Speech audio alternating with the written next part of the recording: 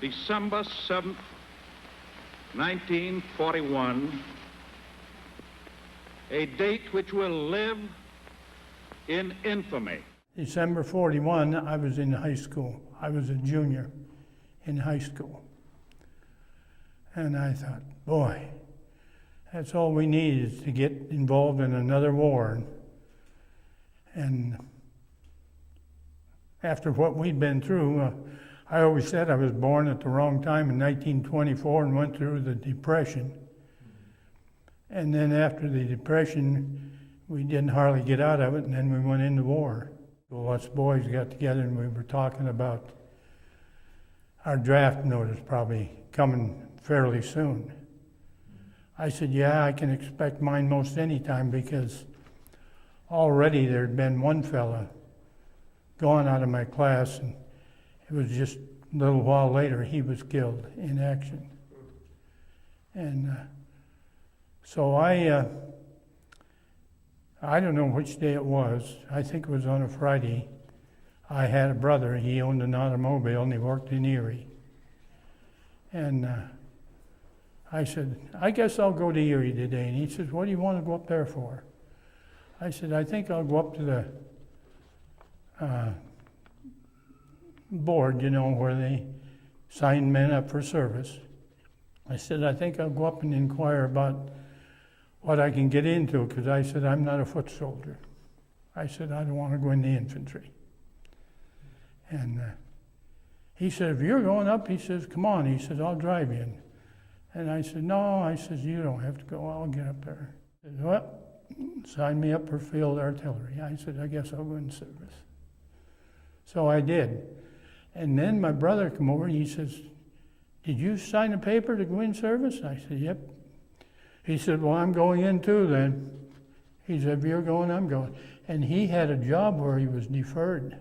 Later on, they come back and they told us that there was a whole group back in other rooms that were going to be shipping out that night. And I didn't plan on leaving that day. But they said, you two are going with them. We signed up. I think it was about 4 o'clock, and at 6 o'clock we were in with the rest of the group on a train. So he stopped the train there for a half hour. Our mother and dad and other friends and my brothers, a bunch of them were there to say goodbye to us. And that was a quick farewell. There was a lot of crying. My mother says, what'd you do that for without telling me? I said, well, we were in Erie at the time, and I says, I wasn't going to go back home, I guess.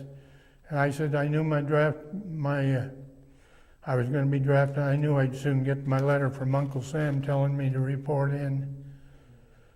So it was sooner or later. If I'd waited to been drafted, I'd probably went in the infantry, and I didn't want that. And I joined the 76th Division. Says, this is your new outfit. This is what you're going to be in from now on. And I joined the 708 there. And before we did any training with them, they sent us on the other side of the island of Oahu. And that never quit raining over there. It just rained 24 hours a day. And they give us 30 days of jungle training. The main thing, our brass come up to us, high brass come up, and after we trained, he says, you fellas, he says, you've taken your training. He says, you're good. He says, you know what you have to do. He says, you'll be making a lot of landings. He says, you'll see a lot of islands. So we did. We left and went to the Philippines. And 3 or 4 islands in the Philippines I was on. Saw a lot of Japanese, live ones, dead ones. And fierce action, we had a lot of action. As soon as we hit the beach, we had infantrymen coming right in behind us in LVPs, landing ship personnel, LSPs. No, LVPs, landing vehicle personnel. And they were coming right in. They'd drop their bow door and they'd come right in and go right in front of all the tracks of the tanks. Start with bayonets because the beaches were all mined. And there's one beach, they did that too for us. They dug out 5 mines. You've got so much on your mind and you're looking. And the guys up in the turret were all talking. We had throat mics on. We could talk to each other in the tank. And one guy'd be saying something, we'd answer, and someone else hollering. And they'd say, watch it to the right or something like that. And they'd say to the main gunner up in the turret, says, get that 75 swung around. And he said, let a round go out through there. And he would. And then he'd say, someone say over, and someone else say, straight ahead, there's a whole lot of them. He says, fire those big guns in there, they'd say. And you just exploding in there, and the Japanese crazy, yelling, screaming, coming right at you. And we wouldn't get too much action until we got in further, and then when we'd get in further, they'd try to come around behind us.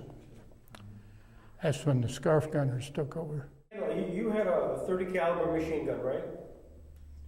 Those barrels must have gotten hot. They did. They got real hot, and then your headspace on the machine gun would lock up, and then it wouldn't fire. You'd loosen your head latch, throw it up, grab a pair of asbestos gloves, screw that barrel off, throw it out right outside, reach up and put a new barrel and screw it in.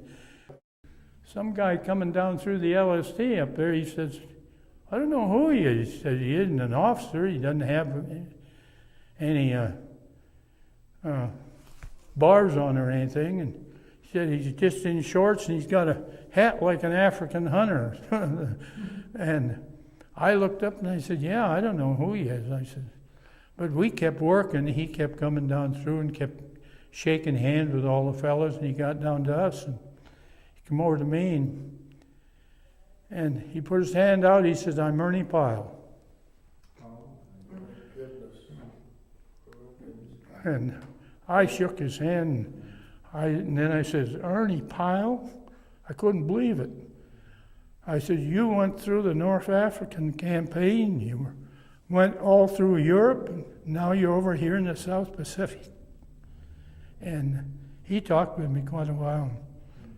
I told him, I said, it's sure an honor to shake your hand, Ernie. I never knew what Ernie did. He said, I'm going to try to get your landing on the beach. He said, and it's rough in there because he'd went in on a small boat. And he went in with a lot of protection. Air bombers had just strafed the beach. They bombed everything. There wasn't just stubbles of trees left. There wasn't any trees left, and you could see in on the beach probably a good 100 yards that there wasn't any Japanese. They'd cleaned it. And so we went on the beach, made the landing. We had fierce fighting on Aoshima. But the second day, come over our tank radio that Ernie Pyle had gotten killed. Hiroshima. Yeah. He got a Jap sniper, shot him right here. And when I heard it, I cried.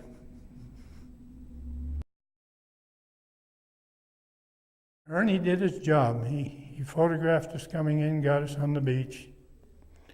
And of course, we left the beach almost instantly, and there was a draw going off each side, and we went around it, kind of up each draw, and got in, back up in where the Japanese were, and they were all in holes and caves.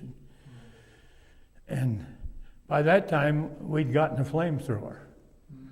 And the tank commander, I hear him over my mic. He says, swing that 75 around. He says, there's a big cave there. And he says, it's got a hole in it just big enough for Japs to get in and out. He said, put a bullet in there, put a shell in there, he said. He wouldn't, he'd blow her up. And Sure enough, dead Japanese in every one of them. That's because we couldn't see them to kill them. That was the only way.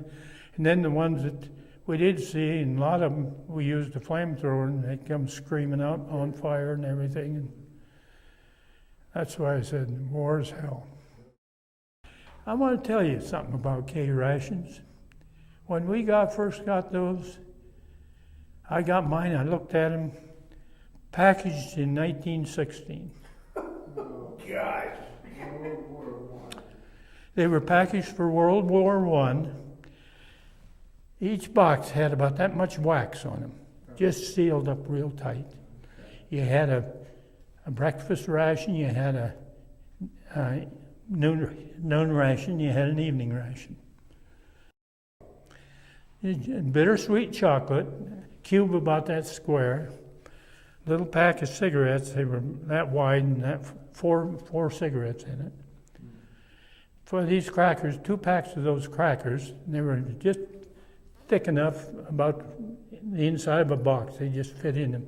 The box was about that wide, about that long, they were about that thick. And then there was another 1/2 inch of wax on each total, both sides, all ends and sides on it. And we'd take our bayonet and we'd dig in that wax and peel that wax off and open them up.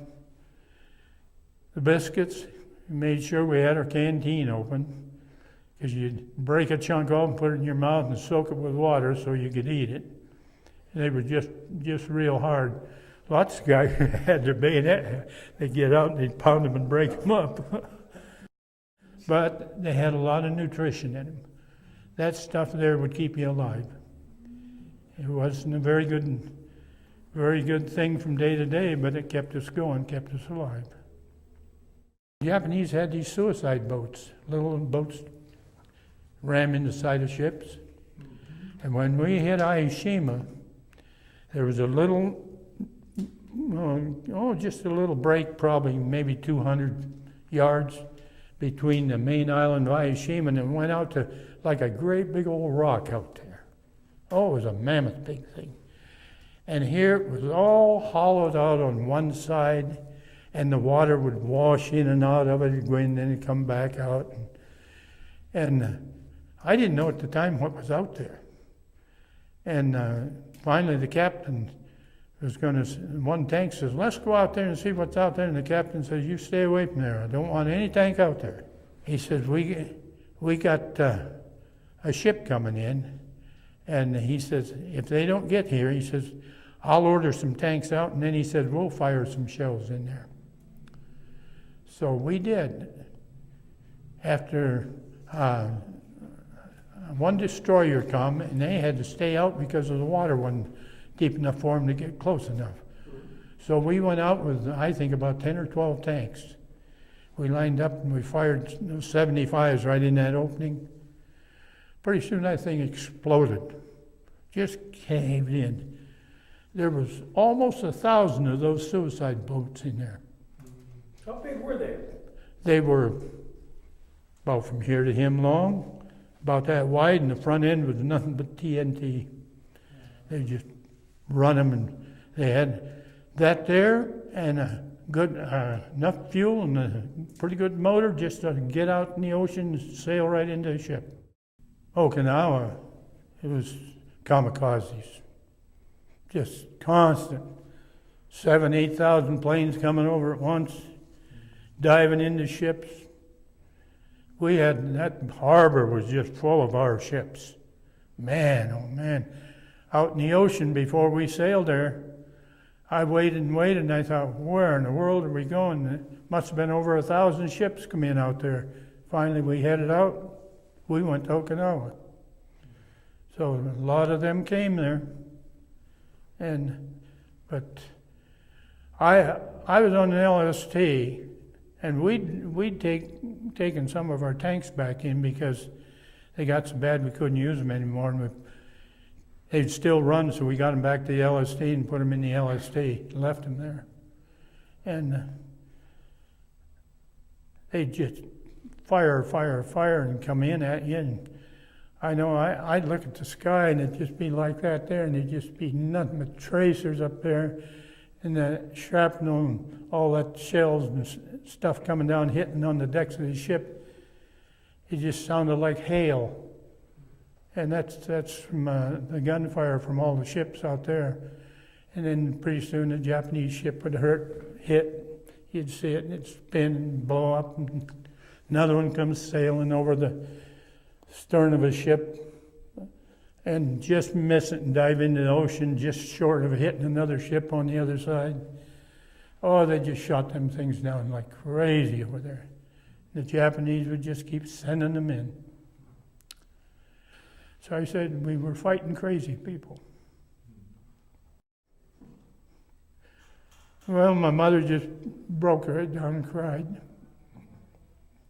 My dad wasn't in the house at the time. I think he'd went up to the post office.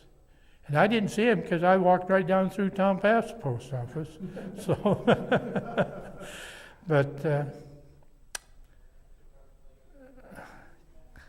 but I mentioned in there it wasn't only good luck.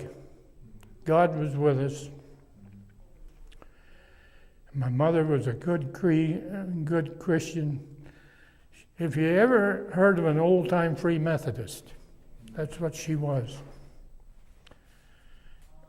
And she put many, many prayers out for all three of us boys. Did all three of you come back?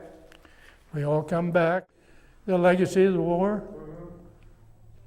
Useless. In my thinking, but the legacy of it is, I'll tell you, every American soldier who was there did his job, I'll say that. It wasn't like a lot of wars we have that you would duck out on.